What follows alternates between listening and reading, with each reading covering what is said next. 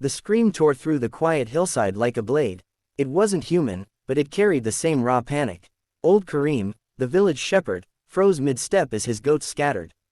One of them, white, scarred, and usually stubbornly silent, charged toward him, eyes wide, hooves striking the dirt in frantic rhythm.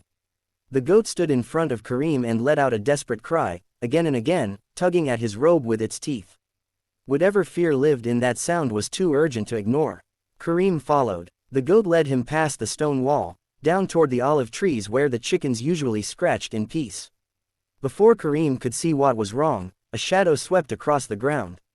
A hawk screamed from the sky, its wings cutting the air, and then came chaos. Feathers exploded upward, dust rose, and the sharp, terrified clucking of a hen filled the grove. The hawk struck, talons flashing, but something fought back with everything it had. A mother chicken stood between the hawk and her chicks. She was small, brown-feathered, nothing special to look at, but she spread her wings as wide as they would go, shrieking and snapping. The chicks scattered, tumbling over roots and stones, while the hawk slashed at her back. Karim shouted and waved his staff, but the hawk had already done its damage. With one final scream, it released her and soared away, circling once as if promising to return.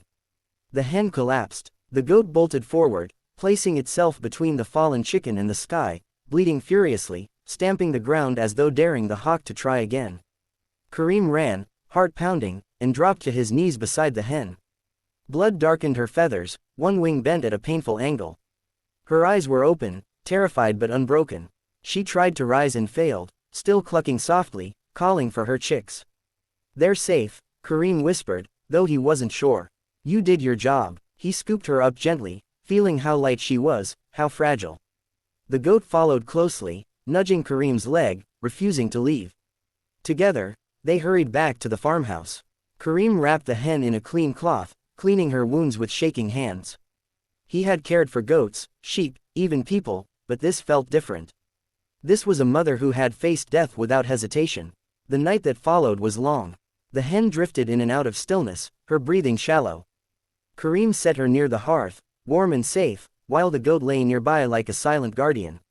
Outside, the wind howled, and every shadow on the wall looked like wings. Karim slept little, waking at every sound, checking if her chest still rose and fell. By morning, she was alive, but barely. The days after were harder than the rescue itself. The hen refused food, her injured wings swelled, and infection threatened. Karim's neighbors told him to let nature take its course. "It's just a chicken," they said.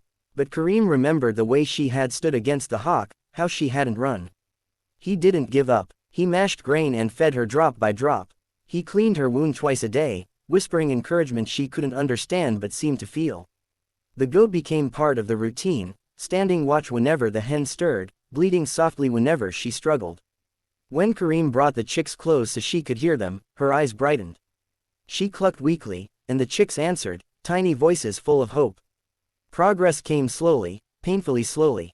Some days she seemed better, lifting her head, pecking once or twice. Other days she lay still, and Karim feared he had lost her. The hawk returned more than once, circling high above the farm. Each time, the goat charged into the open, stamping and crying, drawing attention to itself while Karim rushed the hen.